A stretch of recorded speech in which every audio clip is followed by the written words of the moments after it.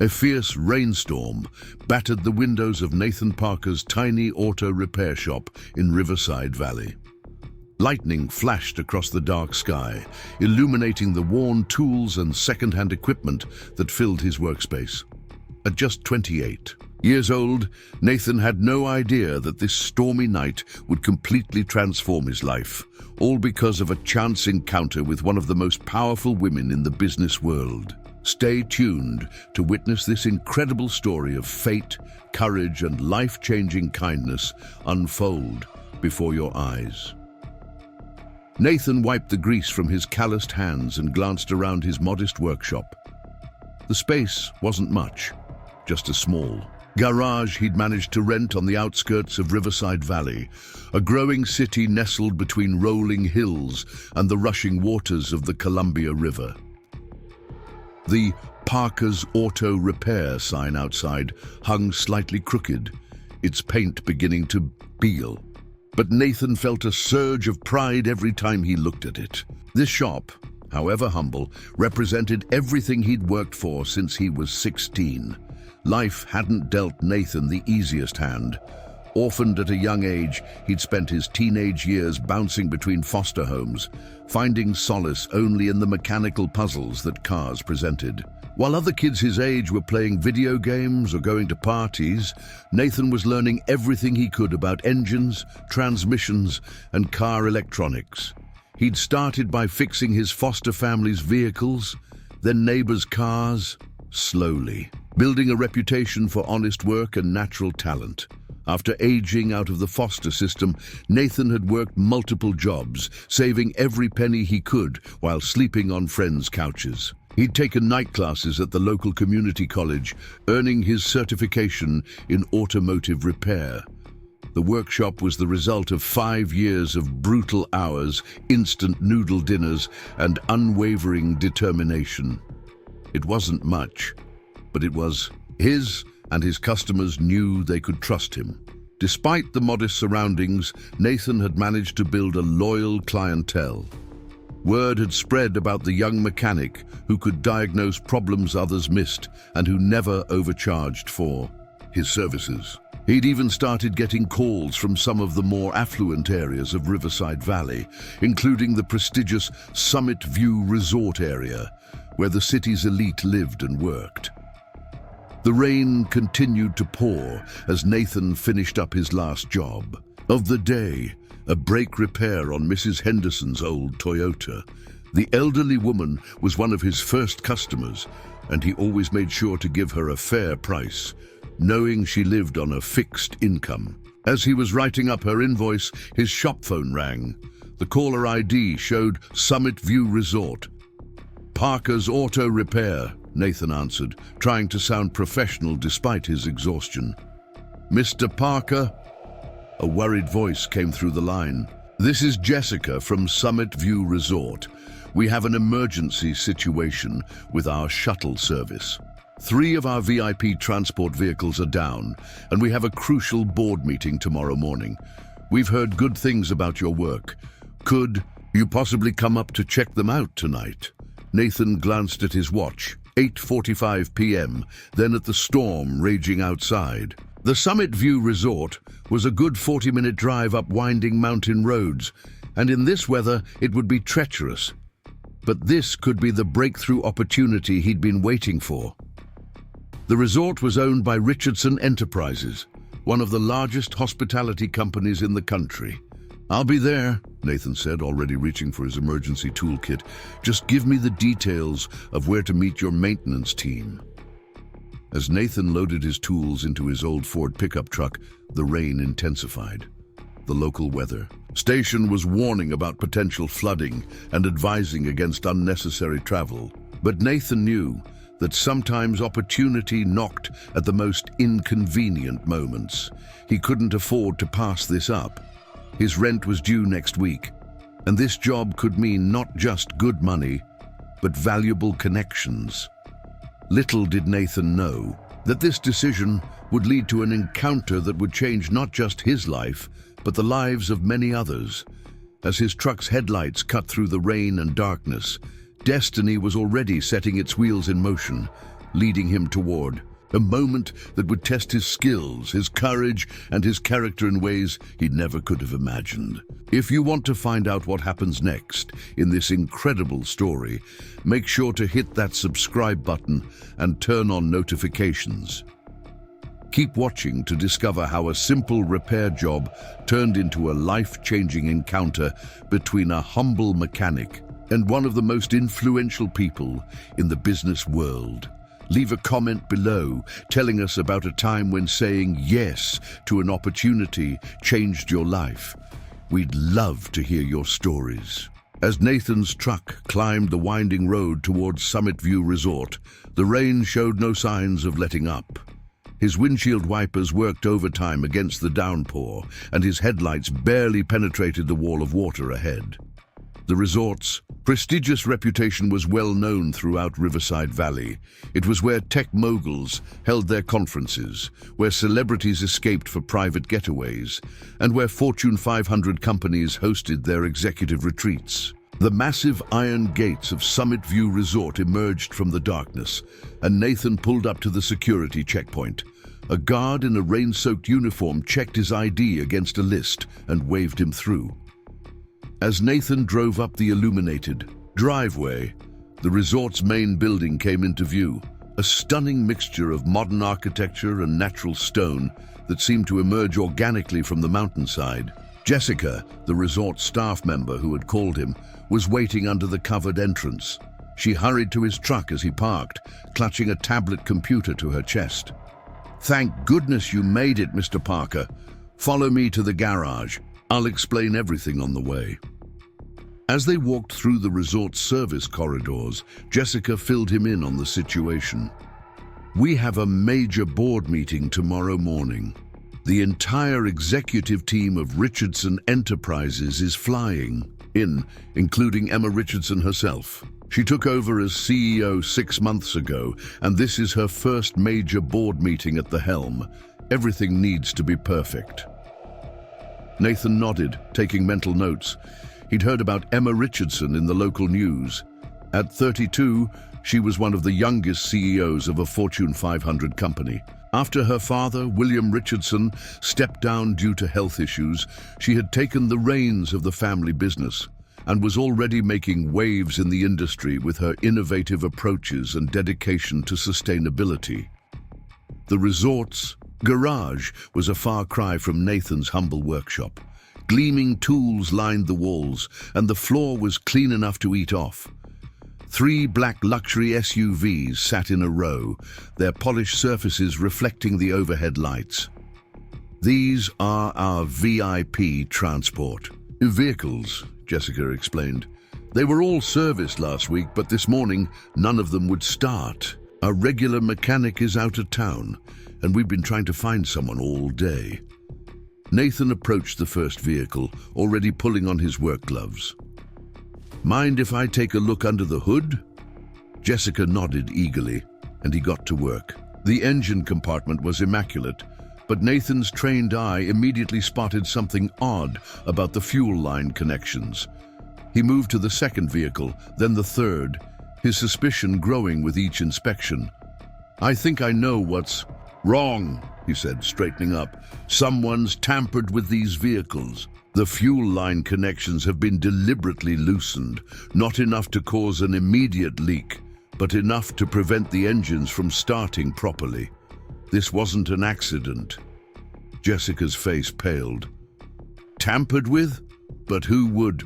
She trailed off, then quickly pulled out her phone. "I need to alert security. This is serious." While Jessica made her calls, Nathan got to work. The fixes weren't complicated, but they needed to be done right. He carefully reconnected and secured the fuel lines, then performed a thorough check of each vehicle's systems to ensure nothing else had been compromised. As he worked, he couldn't help but wonder about the situation. Who would want to sabotage the resort's vehicles on the eve of such an important meeting? 2 hours later, Nathan had all 3 SUVs purring like kittens. He'd also taken the initiative to check their brake lines and other critical systems just to be safe. Jessica returned, looking both relieved and worried. "Security's investigating the tampering," she said. "But right now our priority is making sure everything's ready for tomorrow. How are the vehicles?" "All fixed and thoroughly checked," Nathan replied, wiping his hands on a cloth. "I'd feel comfortable driving these anywhere. Though given what happened, you might want to have someone keep an eye on them overnight." Jessica nodded, making notes on her tablet. "The board members start arriving at 7 a.m. tomorrow. We'll have security personnel watching the garage until then." She paused, looking up at Nathan. "You know, we've been having trouble with our regular mechanic lately. Reliability issues, overcharging, that sort of thing. Would you be interested in becoming our go-to mechanic for the resort? The pay would be significantly better than standard rates, given our requirements for discretion and availability." Nathan tried to keep his expression neutral, but his heart was racing. A regular contract with Summit View Resort would be a game changer for his business. "I'd be honored," he said professionally. "I can provide references from my current clients if you'd like." Preparing and narrating this story took us a lot of time, so if you are enjoying it, subscribe to our channel. It means a lot to us. Now back to the story. "After tonight's work, that won't be necessary," Jessica smiled. "I'll have the paperwork drawn up tomorrow.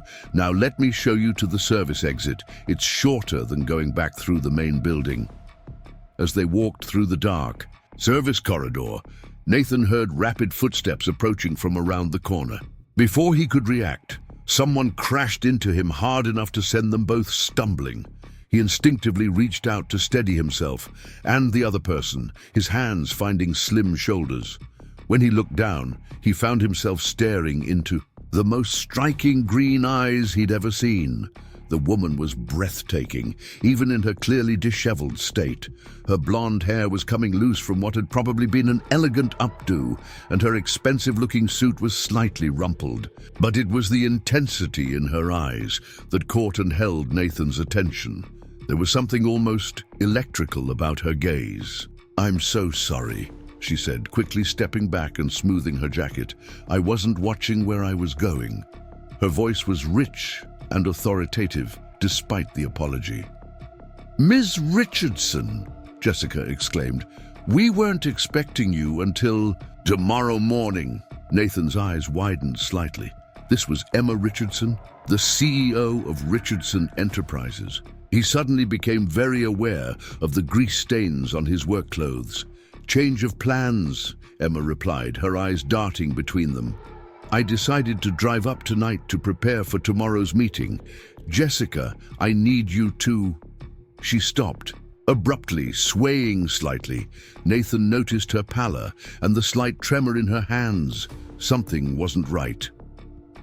"Ms. Richardson, are you okay?" he asked, taking a step toward her. Emma Richardson opened her mouth to respond, but no words came out. Instead, her eyes rolled back and she crumpled forward. Nathan lunged forward, catching her before she hit the floor. As he cradled her unconscious form, he could feel the heat radiating from her skin. She was burning up with fever. "Call an ambulance!" he shouted to Jessica, who was already pulling out her phone with shaking hands. But as the storm raged outside, they both knew help would take precious time to arrive. Time that, by the look of Emma's condition, they might not have. Nathan's mind raced as he assessed the situation. Emma Richardson's skin was burning hot to the touch, and her breathing was shallow and rapid. The nearest hospital was at least 40 minutes away in good weather, and tonight's storm was anything but good. Jessica was on the phone with emergency services, her voice growing increasingly distressed. "The ambulance can't make it up the mountain right now," Jessica announced, her face pale with worry. "There's a mudslide blocking the main road, and they're saying it could take hours to clear. They're trying to arrange a helicopter, but the storm—" She gestured helplessly toward the windows, where lightning flashed across the sky. Nathan made a split-second decision. "We can't wait. I'll take her in one of the SUVs I just fixed. The four-wheel drive should handle the back road through Miller's Pass." It was a treacherous route even in good weather, but it would bypass the mudslide, and Nathan knew every turn from his years of helping stranded motorists. Jessica's eyes widened. Miller's Pass? In this weather? That's incredibly dangerous. More dangerous than leaving her like this? Nathan countered, already lifting Emma's unconscious form in his arms. Her head lolled against his shoulder, and he could feel the heat of her fever through his work shirt. Get her ID and insurance information, and I need someone to guide me to the closest vehicle. The next few minutes were a blur of activity.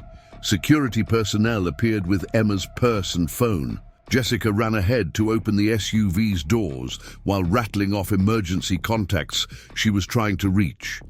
Nathan carefully placed Emma in the back seat, using his own jacket to cushion her head and shoulders. "I'm coming with you," Jessica declared, climbing into the passenger seat. "She's my responsibility, and you might need help." Nathan nodded grimly as he started the engine. At least he'd have someone to help monitor Emma's condition.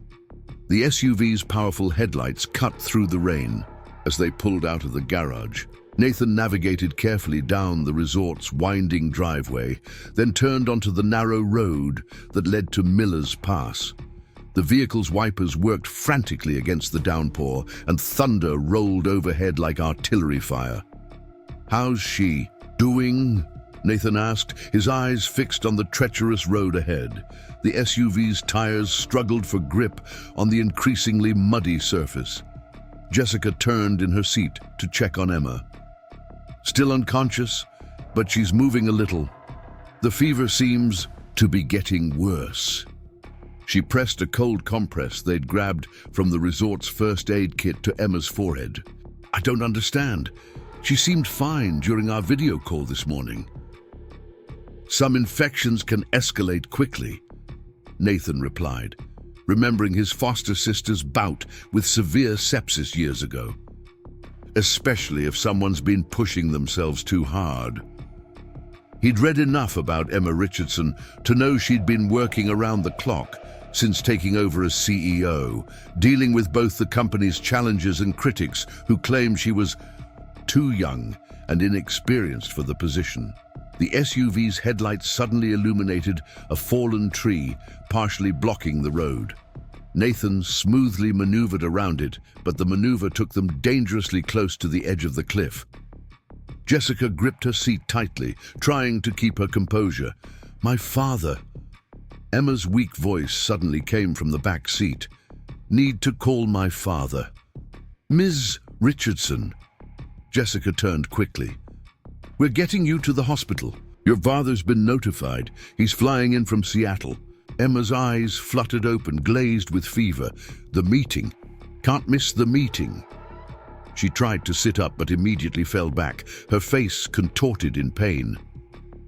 "The meeting doesn't matter right now," Nathan said firmly, his eyes meeting hers in the rearview mirror. "Your health comes first." "Who?" Emma's confusion was evident in her voice. "Nathan Parker, ma'am. I'm the mechanic who was working on your resort's vehicles."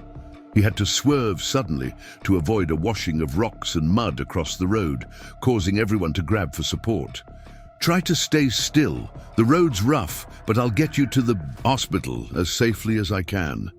Emma's eyes closed again, but she managed a weak nod before slipping back into unconsciousness. Jessica reached back to check her temperature again and gasped.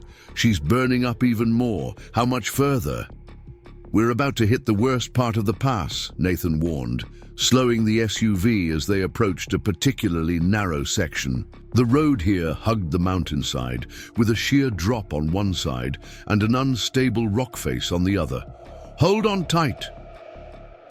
Just then, a massive lightning bolt struck a tree ahead of them with a deafening crack. The tree split and began to fall directly in their path. Nathan's hands moved instinctively, downshifting and turning the wheel with precise control. The SUV slid sideways, then straightened, missing both the falling tree and the cliff edge by inches. Jessica let out a breath she hadn't realized she'd been holding. Where did you learn to drive like that? Spent some time helping with mountain rescues when I first moved here, Nathan replied, his focus unwavering. You learn quick when lives are on the line. He didn't mention that he'd also done some competitive driving in his youth. One of his foster fathers had been a racing enthusiast who taught him advanced handling techniques. A low moan from the back seat reminded them of the urgency of their mission. Emma was shivering now, despite the fever, her elegant suit soaked with sweat.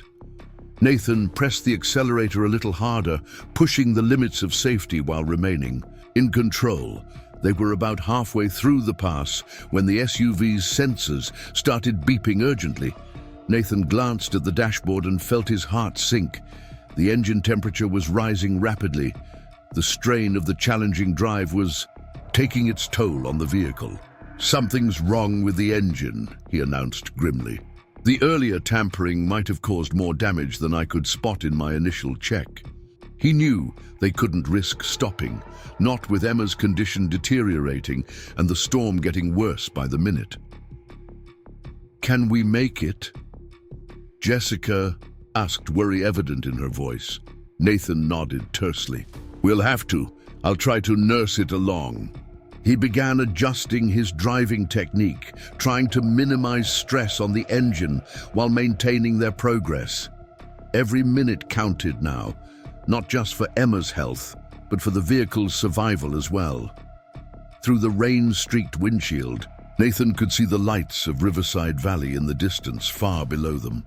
They still had to navigate the most dangerous section of the pass, and now they were doing it with a potentially failing engine. But as he glanced in the rearview mirror at Emma's pale face, he knew there was no turning back. Whatever it took, he was going to get her to that hospital. The next few minutes would test every skill he possessed, every lesson he'd learned from a life of overcoming challenges. And unknown to Nathan, these moments of crisis would forge a connection that would change not just his life, but the lives of everyone involved in ways they could never have imagined. The engine temperature continued to climb as they descended. The steepest part of Miller's Pass. Nathan's hands gripped the steering wheel tightly, his knuckles white with tension. The SUV's high-performance brakes whined against the wet road as he carefully managed their speed on the treacherous descent. How much further? Jessica asked, dividing her attention between the road ahead and Emma's deteriorating condition. In the back seat. About 15 minutes to the hospital, Nathan replied, his voice steady despite the stress, assuming nothing else goes wrong. As if in response to his words, the engine made an ominous knocking sound and a new warning light flashed on the dashboard. Emma stirred in the back seat, her eyes opening briefly. The presentation, the board members. She mumbled, her voice weak and disconnected. Ms. Richardson, please try to stay still, Jessica urged, reaching back to adjust the cold compress on her forehead. Everything's being handled. Nathan glanced in the rearview mirror, noting Emma's flushed face and labored breathing. The fever was clearly getting worse, and now she seemed to be drifting in and out of consciousness. They needed to get her to the hospital fast, but the storm wasn't making it easy. A flash of lightning illuminated the road ahead, revealing a section where part of the shoulder had collapsed. Nathan carefully steered around it, feeling the vehicle's wheels slip slightly on the wet surface. The engine temperature gauge was now dangerously high, and steam had started to wisp from under. The hood. Something's definitely wrong with the cooling system, Nathan muttered, his mind racing through possible solutions. The tampering must have affected more than just the fuel lines. He reached forward and turned the heater on full blast, an old mechanic's trick to help dissipate engine heat. Jessica wiped condensation from her window, peering out into the darkness. The lights down there. That's Riverside Valley, isn't it? We're getting closer. Nathan nodded, but before he could respond, the engine made a horrible grinding noise, and the power steering suddenly failed. The wheel became incredibly heavy in his hands, requiring all his strength to keep the vehicle on the road. "Hold on tight," he warned, fighting to maintain control. The SUV was still moving, but the power assist systems were failing one by one. They were essentially driving a 5,000-pound vehicle with no power steering on a wet mountain road in the middle of a storm. Emma let out a soft moan from the back seat, and Jessica turned to check on her. "Her fever's getting even higher," she reported, her voice tight with worry, "and I think she's having trouble breathing." Nathan made a split-second decision. There was a service road ahead that would cut 10 minutes off their journey to the hospital, but it was steep and unpaved. Under normal circumstances, he would never consider taking such a risk, but Emma's deteriorating condition left him no choice. "Jessica, call the hospital," he instructed, turning onto the service road. "Tell them to be ready for us. Possible severe infection or sepsis, high fever, respiratory distress." As Jessica made the call, Nathan focused all his attention on controlling the failing vehicle. The unpaved road was treacherous, with deep ruts carved by rainwater and loose gravel that threatened to send them sliding. Without power steering or stability control, every turn required intense physical effort and precise timing. The engine temperature had reached critical levels, and steam was now billowing from under the hood. Nathan knew they were running on borrowed time. The engine could seize completely at any moment, but they were close now, so close to getting Emma the help she desperately needed. Through the steam and rain, Nathan spotted the lights of Riverside General Hospital in the distance. They were almost there, but the final stretch would be the most dangerous. The service road merged with a steep, downhill section of pavement, and with the vehicle's systems failing, controlling their descent would be extremely challenging. "Jessica, brace yourself," Nathan warned as they approached the merger point. "This next part's going to be rough." He could feel the vehicle wanting to pick up speed on the decline, and with the compromised brakes, he would have to rely on engine braking and precise timing to keep them safe.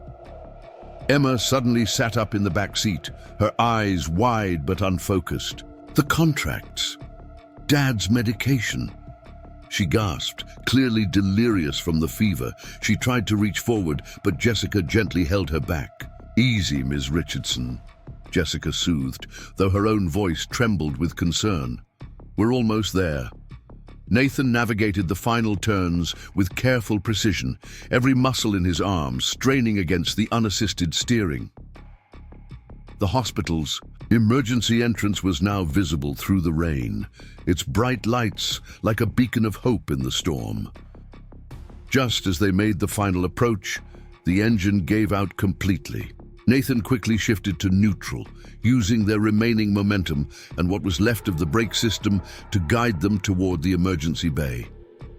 The SUV rolled to a stop mere feet from the emergency room entrance, steam pouring from its hood like a wounded beast taking its final breath. Medical staff were already rushing out with a gurney, having been alerted by Jessica's call. Nathan jumped out and helped them carefully transfer Emma from the back seat. Under the bright lights of the emergency bay, her condition looked even more serious. Her skin was pale and clammy, her breathing shallow and rapid. "Female, early 30s, severe fever and possible infection," Nathan reported to the medical team, remembering the protocol from his mountain rescue days. "Condition deteriorated rapidly over the past hour, lost consciousness several times during transport." The doctors quickly wheeled Emma inside, with Jessica following closely behind, already on the phone with what Nathan assumed were Emma's family members or company executives. Left alone in the rain, Nathan stared at the steaming SUV, his hands still shaking slightly from the intensity of the drive. A security guard approached him, eyeing the damaged vehicle. "Sir, you can't park here. This is for emergencies only." Nathan couldn't help but let out a small, tired laugh. "Trust me, this was definitely an emergency. But don't worry, This vehicle isn't going anywhere under its own power for a while. He pulled out his phone to call for a tow truck, only to find it soaked and unresponsive from the rain. As he stood there in the emergency bay, rain soaking, through his already damp clothes, Nathan had no way of knowing that his night was far from over. The story of his dangerous drive through the storm to save Emma Richardson's life was already spreading through the hospital's corridors, and soon it would reach the ears of some very powerful people. His world was about to change in ways he could never have imagined. Inside the hospital, organized chaos erupted as medical staff worked to stabilize Emma's condition. Nathan found himself pacing the waiting room, unable to leave despite his exhaustion. His clothes were still damp from the rain, and his muscles ached from wrestling with the failing SUV's steering, but something kept him rooted to the spot. Maybe it was his ingrained sense of responsibility, or perhaps it was genuine concern for the woman whose life he'd just fought so hard to save. Jessica emerged from the emergency department, looking both relieved and worried. "The doctors are treating her now," she reported, collapsing into a chair near Nathan. "They think it's a severe case of pneumonia, complicated by extreme exhaustion." Apparently, she'd been showing symptoms for days, but kept pushing through her work schedule.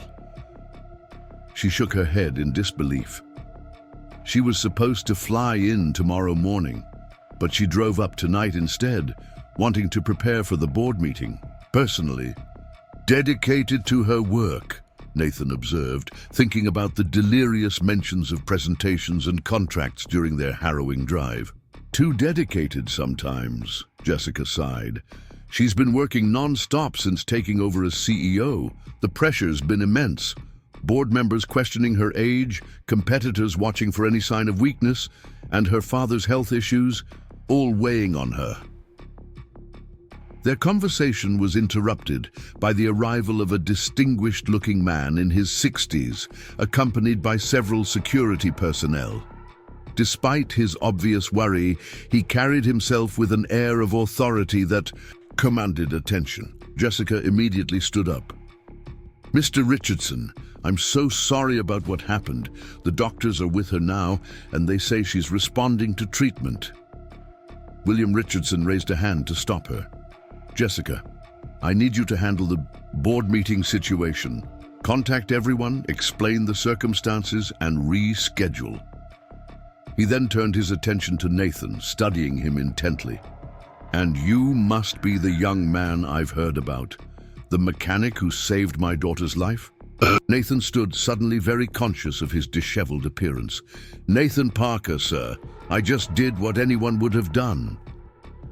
"That's not what I've heard," William replied, his voice firm but kind. "Jessica called me during your drive. Miller's, pass in a storm with a failing vehicle. Most people would have waited for emergency services, regardless of the consequences." He extended his hand. "Thank you for having the courage to take that risk, for saving my Emma." Nathan shook the offered hand, noting the genuine emotion in the older man's grip. "How is she doing, sir?" "The doctors say she'll recover, thanks to getting here in time."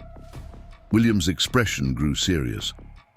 "They also said that without immediate treatment, the infection could have become life-threatening. Your quick thinking and brave actions made all the difference." Before Nathan could respond, a doctor appeared with an update. Emma's condition had stabilized, but she would need to remain hospitalized for several days. The combination of pneumonia and extreme exhaustion had taken a severe toll on her body. "She's asking to see you," the doctor added, looking at William, "and she also mentioned wanting to thank the person who brought her here." William turned to Nathan. "Would you come with me? I know Emma would want to express her gratitude personally." Nathan hesitated, glancing down at his grease-stained clothes. "Perhaps I should come back another time when she's feeling better." "Duh, nonsense," William insisted. "You've already seen her at her worst. I doubt she'll care about a few grease stains now." They followed the doctor through the quiet corridors to a private room. Emma was propped up slightly in the hospital, bed looking pale but alert. An IV dripped medication into her arm, and various monitors beeped softly in the background. Despite her condition, she maintained an air of dignity that impressed Nathan. "Dad," she said softly as William approached her bedside. Her voice was weak but clear. "I'm sorry about the board meeting." "Forget about the board meeting," William interrupted gently. "Your health is what matters." He gestured toward Nathan.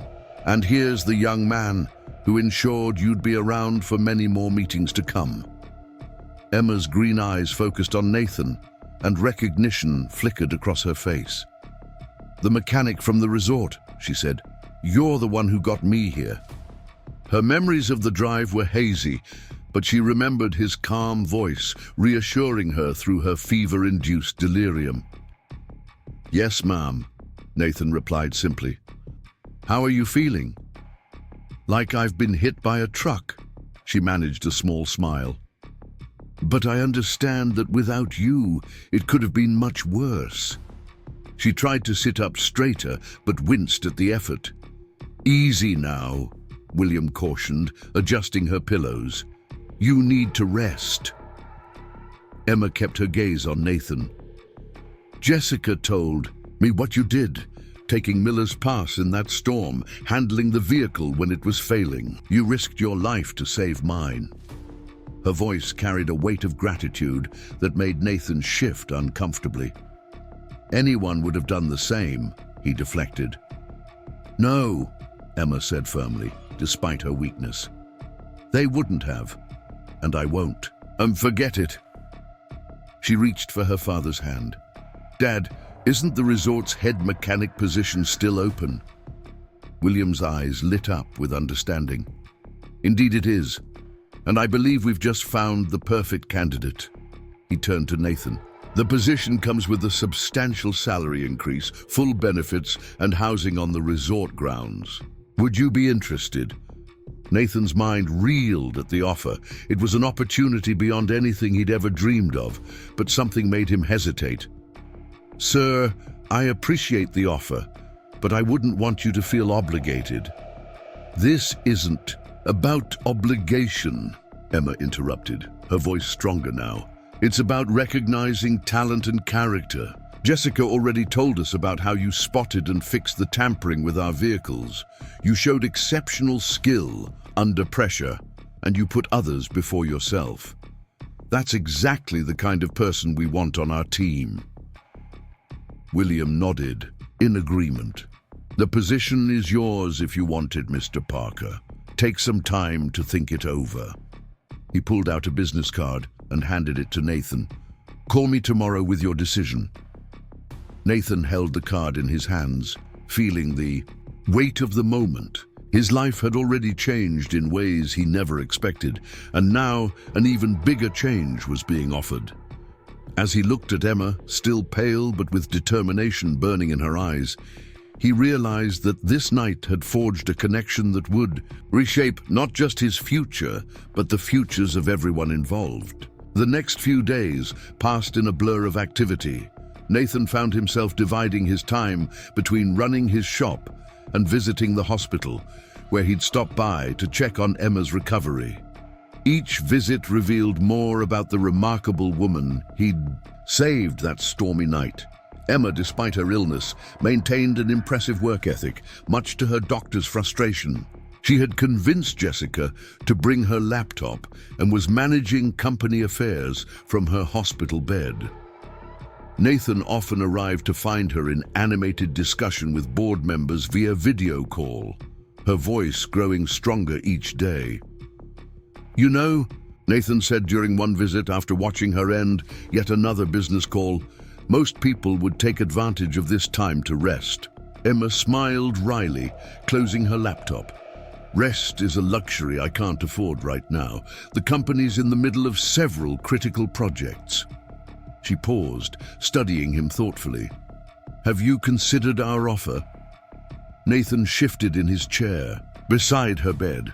The truth was, he'd thought of little else. It's an incredible opportunity, he admitted. But you're worried about your current clients, Emma finished for him, surprising him with her insight.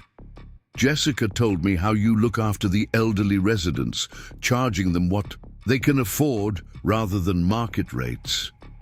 Nathan nodded, somewhat embarrassed that she knew about this. They depend on me. Some of them are on fixed incomes, and they can't afford the bigger shops in town. Emma's expression softened. That's exactly why we want you, Nathan. Your technical skills are impressive, but it's your character that sets you apart. She leaned forward slightly, her green eyes intense. What if we could find a way to help both your current clients and the resort? Before she could elaborate, there was a knock at the door. William Richardson entered, followed by two serious-looking men in business suits. Emma, the security team has finished their investigation into the vehicle tampering, William announced, his expression grave. You need to hear this. He nodded acknowledgement to Nathan, who stood to leave. Stay, Emma said quickly, reaching out to stop him. You were involved in this too. Nathan hesitated, then sat back down. The security team's findings were disturbing. The tampering had been sophisticated, designed to cause a gradual failure that would strand the vehicles during the board meeting. More concerning was the evidence suggesting it was an inside job, someone with access to the resort's maintenance areas and knowledge of Emma's schedule. We believe the intent was to embarrass Ms. Richardson during her first major board meeting. As CEO, one of the security men explained, the timing, combined with the recent attempts to undermine her authority, suggests a coordinated effort. Emma's face remained composed, but Nathan could see the tension in her shoulders. Do we have any suspects? Several, the other security man replied, including your former head mechanic, who resigned shortly after you took over as CEO. He had both the access and the technical knowledge required. William's expression darkened. That explains his sudden departure. He was probably hired by our competitors to cause problems. Actually, Nathan interjected, then hesitated as all eyes turned to him. Emma nodded encouragingly, and he continued. The tampering wasn't that sophisticated. It was made to look complicated, but the actual method was pretty basic. Someone was trying too hard to make it look like expert work. The security men exchanged glances.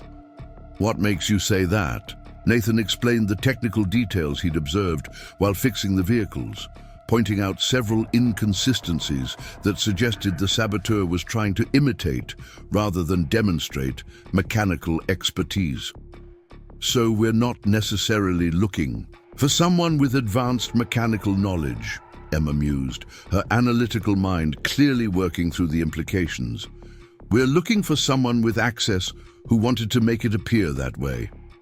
The discussion continued, with Nathan offering his technical insights as the security team revised their theories. Throughout the conversation, he couldn't help but notice how Emma and her father operated as a team, building on each other's ideas while maintaining professional composure even when discussing what was clearly a personal attack. After the security team left, William turned to Nathan with newfound respect. Your insights could prove valuable in preventing future incidents. Have you given any thought to our offer? Nathan glanced at Emma, who was watching him with an unreadable expression. Actually, I had some thoughts about that.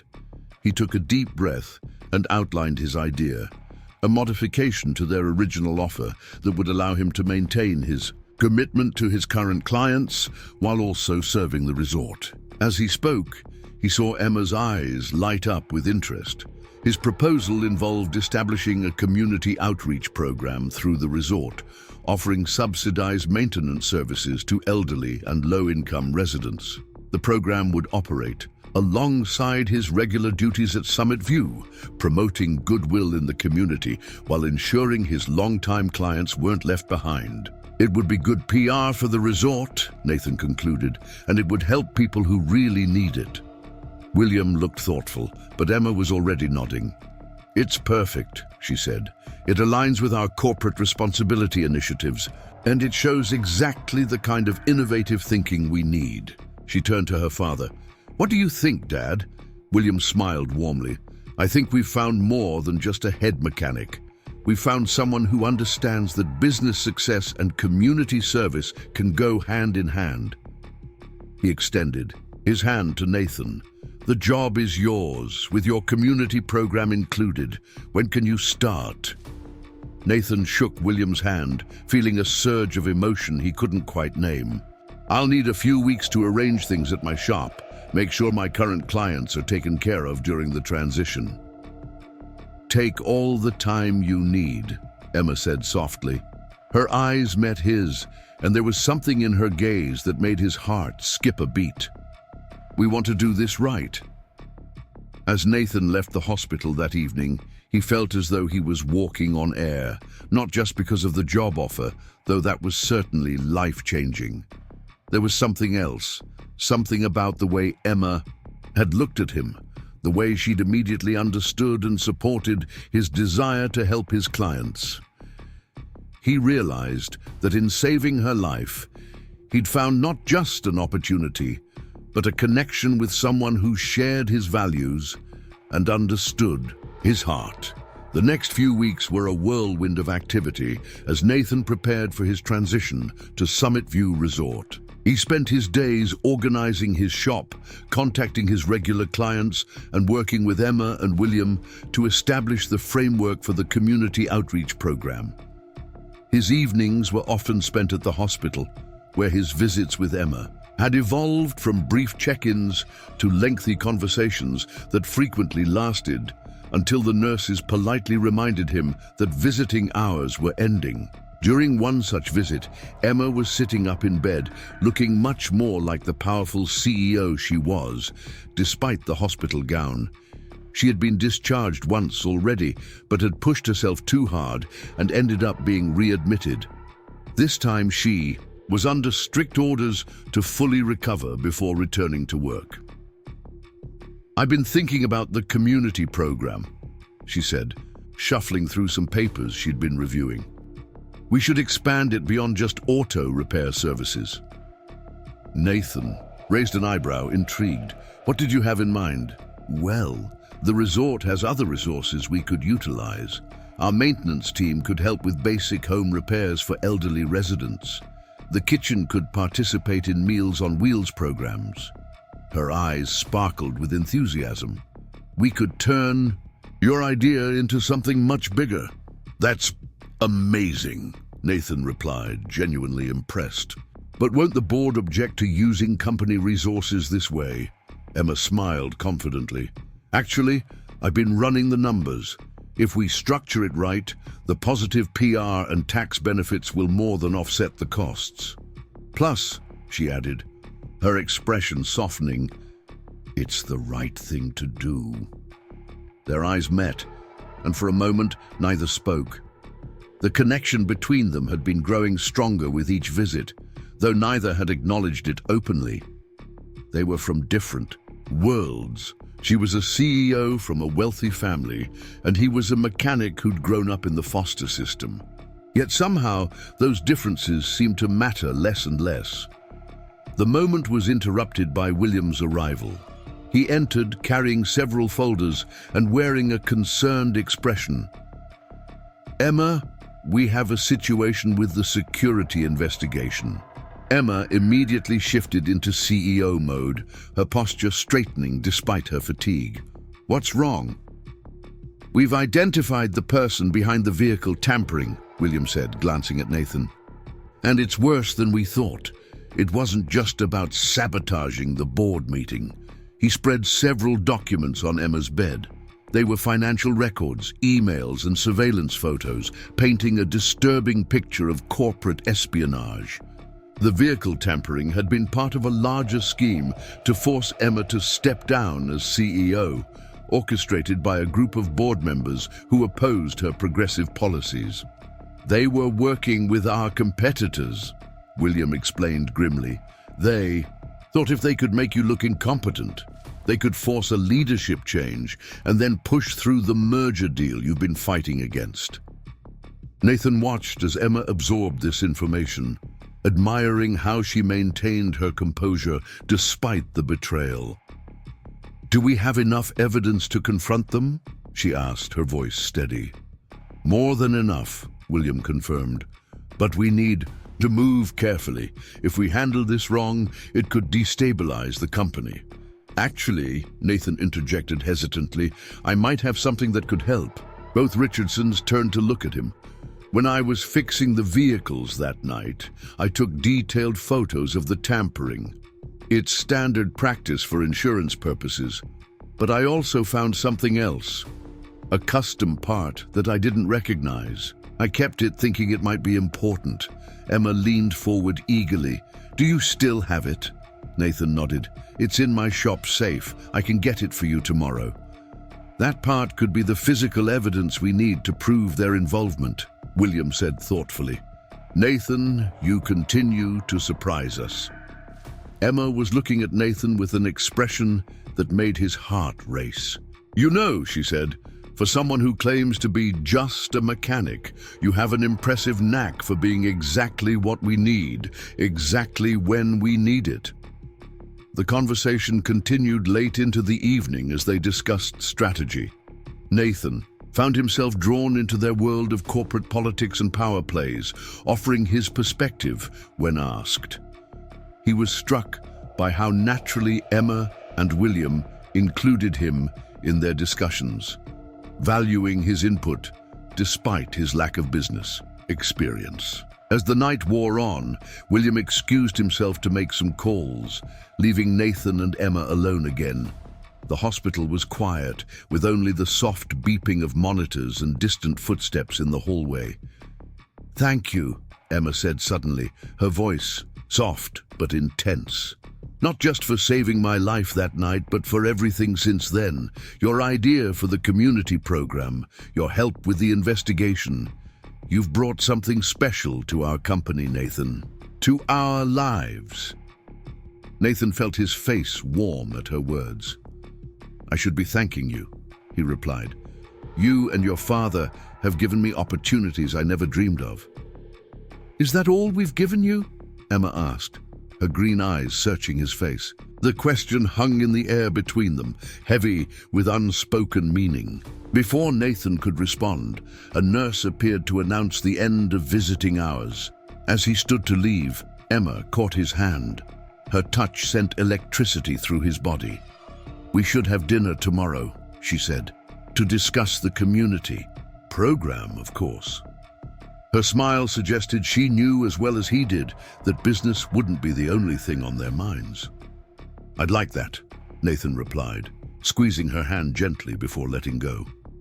As he drove home that night, Nathan reflected on how completely his life had changed in just a few weeks. He'd gone from being a struggling mechanic to heading a major resort's maintenance department and spearheading a community outreach program. But more than that, he'd found a connection he never expected with someone who saw past his humble background to who he really was. The next day would bring new challenges, helping Emma and William expose the conspiracy against her, launching the community program, and exploring whatever was growing between him and Emma. But for the first time in his life, Nathan felt truly ready for whatever came next. He'd learned that sometimes the biggest changes in life come not from careful planning, but from having the courage to help others when they need it most. The following morning, Nathan arrived early at his shop to retrieve the evidence. As he opened the safe, he noticed something odd about the mysterious part he'd removed from the tampered vehicle. There was a tiny manufacturer's mark he hadn't seen before. Using his professional-grade magnifying equipment, he carefully examined the marking and immediately reached for his phone. But before he could make the call, the shop's bell chimed. Nathan looked up to see two men in expensive suits entering his workspace. Their polished appearance contrasted sharply with the working-class surroundings of his garage. "Mr. Parker?" the taller one asked, his tone professionally cordial, but with an underlying edge. I'm James Morrison, and this is Victor Chen. We represent certain members of the Richardson Enterprises Board of Directors. Nathan's guard instantly went up, but he maintained a neutral expression. What can I do for you, gentlemen? Morrison smiled, but it didn't reach his eyes. We understand you're in possession of some automotive components that might be of interest to us. We're prepared to make it worth your while to hand them over. And to forget about your new position at Summit View, Chen added smoothly, pulling out a checkbook. Let's say 5 times your annual salary there, tax-free, of course. Nathan felt a surge of anger, but kept his voice steady. I think you should leave. Morrison's smile disappeared. Mr. Parker, be reasonable. You're a mechanic, a good one, certainly, but still just a mechanic. This is corporate politics, way above your pay grade. Take the money and walk away.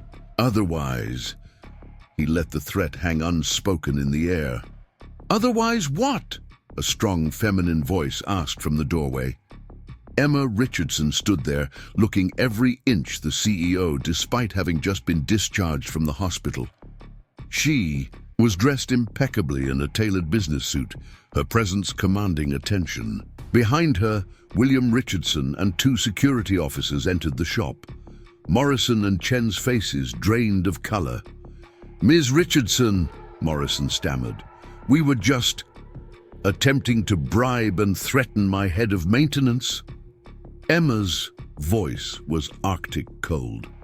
Or should I say trying to destroy evidence of your conspiracy against the company? William stepped forward, his expression stern. The police are on their way, gentlemen. Along with the SEC investigators who are very interested in your recent communications with our competitors. Nathan moved to stand beside Emma, subtly offering support as she was still recovering. She gave him a quick, warm glance before returning, her attention to the board members. Did you really think we wouldn't figure it out? She asked. The vehicle tampering was clumsy, desperate, just like this attempt to silence Nathan. You have no proof, Chen said, but his voice lacked conviction. Nathan pulled out the part he'd discovered. Actually, this component tells an interesting story. The manufacturer's mark? It's from a subsidiary of your biggest competitor, one that doesn't sell parts to the public. Care to explain how it ended up in our vehicles? Morrison's face twisted with anger. You're making a mistake, he snarled at Emma. You're too young, too naive to run this company. Your progressive policies and community programs will destroy everything your grandfather built. No, Emma replied firmly. They'll help it grow in ways my grandfather never imagined. The world is changing, gentlemen, and Richardson Enterprises will change with it, but you won't be around to see it. Police sirens wailed in the distance, growing closer. Morrison and Chen exchanged panicked looks, clearly realizing the gravity of their situation. As the police cars pulled up outside, William turned to the security officers. Make sure these gentlemen don't go anywhere. After Morrison and Chen were taken into custody, Emma sank into a nearby chair, the effort of maintaining her strong facade taking its toll on her still recovering body. Nathan quickly brought her a glass of water. You shouldn't be out of the hospital yet, he said softly, concern evident in his voice. She smiled up at him. I couldn't let you face them alone. Besides, her eyes twinkled, I believe you owe me dinner. William chuckled, having overheard. I think we can postpone any business discussions until tomorrow. You two have earned a quiet evening. His knowing look made both Emma and Nathan blush slightly. Later that evening, Nathan found himself sitting across from Emma in a small, intimate restaurant on the outskirts of town. She'd insisted on somewhere private, away from the corporate drama of the day. The candlelight softened her features, making her look younger and more relaxed than he'd ever seen her. I know this isn't the kind of place you usually dine at, Nathan said, glancing around the modest but charming establishment. Emma reached across the table and took his hand. It's perfect. You know, growing up with wealth and privilege, it's easy to lose touch with what really matters. But you've helped me see things differently.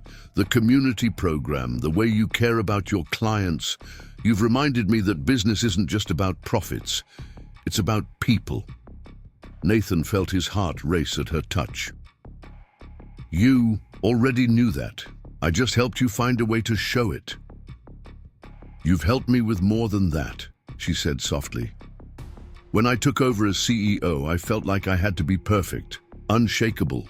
But you saw me at my weakest and still treated me like a person, not a position. You risked your life to save mine without knowing or caring who I was. And now that I know who you are? Nathan asked, his thumb gently caressing her hand. Emma's green eyes met his, filled with warmth and something more. Now you see me more clearly than anyone ever has. The moment was interrupted by Emma's phone buzzing. She glanced at it and smiled. Dad just texted. The SEC is moving quickly on the investigation. Morrison and Chen are already negotiating plea deals implicating others involved in the conspiracy. So it's really over? Nathan asked. This chapter is, Emma nodded. But I think we're just starting a new one. She squeezed his hand. The community program launches next week. The board, what's left of it, has unanimously approved the expanded version. And she hesitated, then continued more softly. I was hoping you might help me celebrate all of this properly, maybe with dinner again tomorrow? Nathan felt a warm smile spread across his face. I think that could be arranged. Though I should warn you, people might talk about the CEO of Richardson Enterprises dating her head of maintenance. Emma laughed, the sound like music to his ears. Let them talk. You've more than proved your worth, Nathan Parker.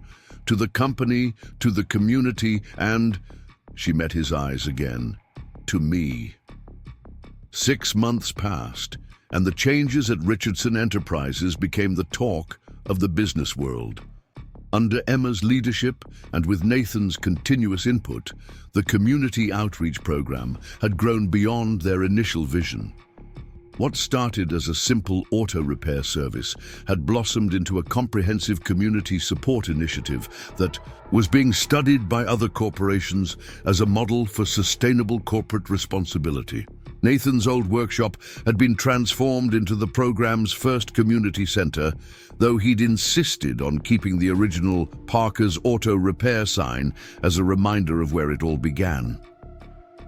The space now served as both a training facility for young mechanics and a hub for various community services. Local news outlets regularly featured stories about elderly residents receiving free home repairs, struggling families getting their vehicles fixed at no cost, and young people learning valuable trade skills. One crisp autumn morning, Nathan stood in his office at Summit View Resort, looking out over the mountain landscape. The view still took his breath away, but not as much as the woman who had just entered his office. Ready for the board presentation? Emma asked, walking over. To stand beside him, she looked radiant in her business attire, her confidence and natural authority now tempered with the warmth and compassion that Nathan had helped her embrace publicly. As ready as I'll ever be, he replied, adjusting his tie. It still felt strange sometimes, dressing formally for meetings, but he'd grown into his expanded role while staying true to himself. His office walls displayed both his professional certificates and photos of him working with community program participants, a visual representation of how he'd bridged two worlds. The board meeting that day was special. They were presenting the 6-month results of the community program, along with a proposal for expanding it nationally. As they walked together to the conference room, Nathan remembered how different things had been just half a year ago. The conference room was packed with board members, executives, and media representatives. William Richardson sat at the head of the table, beaming with pride as Emma and Nathan made their presentation. The numbers were impressive. Community, Goodwill had translated into increased business, while the training programs had created a pipeline of skilled workers who were now employed throughout the company's properties. But the real success can't be measured in dollars, Nathan said, clicking to a slide showing before and after pictures of families helped by the program. It's measured in lives changed, in communities strengthened, in hope restored. Emma stepped forward, seamlessly taking over. What started as one man's desire to help his clients has grown into something that's transforming how we think about corporate responsibility. Nathan taught us that true success comes not from what we gain, but from what we give. After the presentation, which received unanimous approval for the national expansion, William approached them. "Your grandfather would be proud," he told Emma, hugging her tight, "both of what you've accomplished as CEO and of who you've become as a person." He turned to Nathan. "And you, young man, have been a blessing to this family in more ways than one." Later that evening, Emma and Nathan returned to his old workshop, now the community center. A celebration was being held for the program's success, attended by both corporate executives and program beneficiaries. The contrast between designer suits and work clothes was noticeable, but the atmosphere was one of genuine warmth and unity. Mrs. Henderson, Nathan's former client, who had become one of the program's biggest advocates, approached them with tears in her eyes. "I always knew you were special, Nathan," she said, patting his arm. "And now look at you, still fixing cars, but fixing lives too." She winked at Emma. "And you, dear, are exactly what he needed to make his dreams bigger." As the celebration continued, Nathan and Emma slipped away to the workshop's small office, the same space where he'd once struggled to pay his bills. The old desk was still there, though now it was covered with thank you cards from program participants. "Hard to believe how much has changed," Nathan mused, picking up one of the cards. Emma wrapped her arms around him from behind. "When you saved my life that night, you didn't just save me from the fever, you saved me from becoming the kind of CEO who forgets what really matters." Nathan turned to face her. "And you saved me too, from thinking small, from believing that my background would always limit my future." He pulled her closer. "Though I have to admit, dating the boss has its challenges." Emma laughed. "Oh, like what?" "Well, for starters, everyone assumes I got this position because of our relationship, not knowing it was the other way around." "Let them assume," Emma said softly. "We know the truth. How a stormy night, a broken-down car, and one man's courage to do the right thing changed everything." She reached up to straighten his tie. "Speaking of which..." She stepped back and pulled a small box from her pocket. Nathan's heart skipped a beat as she opened it, revealing a key. "The board approved the purchase of the old community center building," she said. "It's yours now, officially, to run the program your way, independent of corporate bureaucracy, but with our full support." Nathan stared at the key, emotion welling up in his throat. "Emma, You've given so much to others," she continued. "It's time you had something that's truly yours." She pressed the key into his hand, then pulled out another box, smaller than the first. "And speaking of things that are yours..." Nathan's eyes widened as she opened the second box, revealing a simple but elegant ring. "I know it's not traditional for the CEO to propose to the head of maintenance," she said, her voice trembling slightly. "But then again, nothing about our story has been traditional. You've shown me that the greatest leadership comes from the heart. The true wealth is measured in lives touched, not dollars earned. So, Nathan Parker, will you continue this journey with me, as my partner in every sense of the word?" Nathan looked at the woman before him, the powerful CEO who had become so much more than her title, who had helped him expand his dreams while staying true to his values. In her eyes, he saw not just love, but a shared vision for making the world better, one life at a time. Yes, he said simply, pulling her into a kiss that felt like both an ending and a beginning.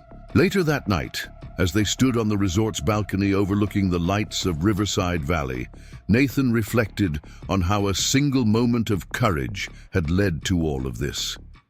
His life had changed in ways he never could have imagined, but at his core, he was still the same person, just with bigger dreams and a bigger platform to help others. Emma leaned against him, both of them content in the comfortable silence. Below them, the resort hummed with activity, and in the distance, the community center's lights still burned bright, a beacon of hope for those who needed it. "You know," Emma said softly, "most fairy tales end with the poor person becoming rich and powerful, but our story is different. It's about how reaching out to help others can transform not just their lives, but our own. About how true love isn't about changing who you are, but finding someone who helps you become more of who you were meant to be." Nathan smiled, knowing she was right.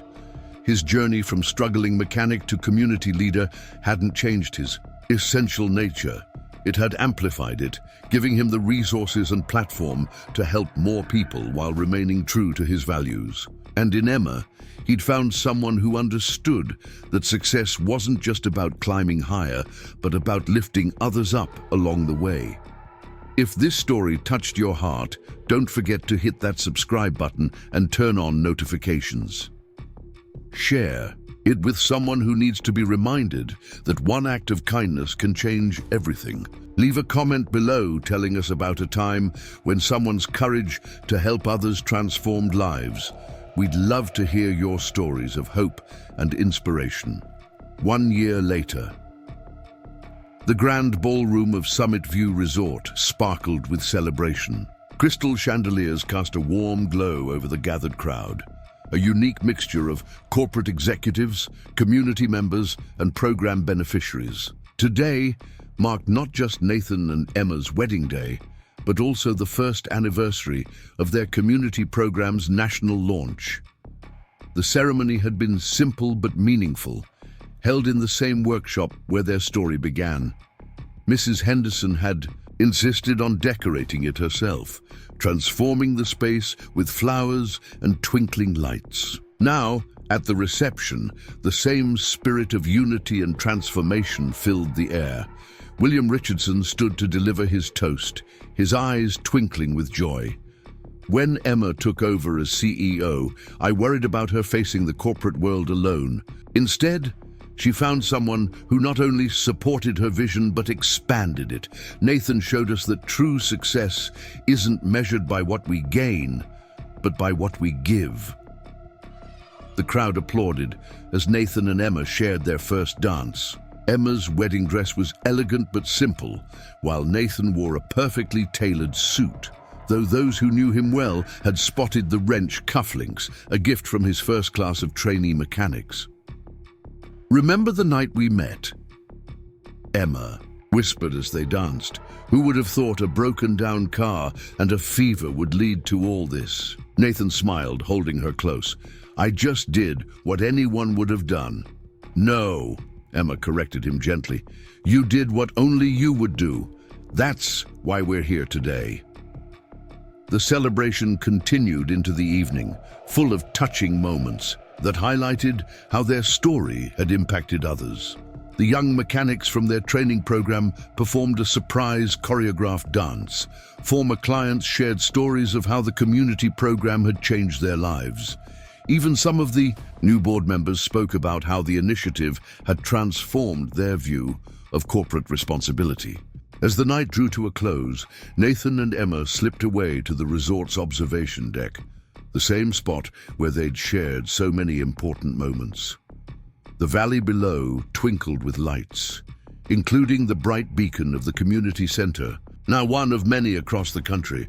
"So," Emma said, leaning against the railing, "ready for our next adventure?" Nathan raised an eyebrow. "The program expansion to Europe?" "That too," Emma smiled mysteriously, "but I was thinking of something more personal." She took his hand and placed it on her stomach. Nathan's eyes widened with understanding and joy. "Really? When did you find out?" "Yesterday. I wanted to wait until today to tell you." Her eyes sparkled with happy tears. "Our family is growing, just like our dreams." Their moment was interrupted by William, who had come looking for them. "There you are, the guests are asking for you," and he paused, noting their expressions. "Why do I feel like I'm interrupting something important?" Emma hugged her father. "How do you feel about being a grandfather?" William's face lit up with joy, and he embraced them both. This is wonderful.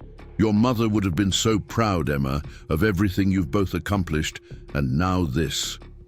As they made their way back to the celebration, Nathan reflected on how much had changed in just over a year.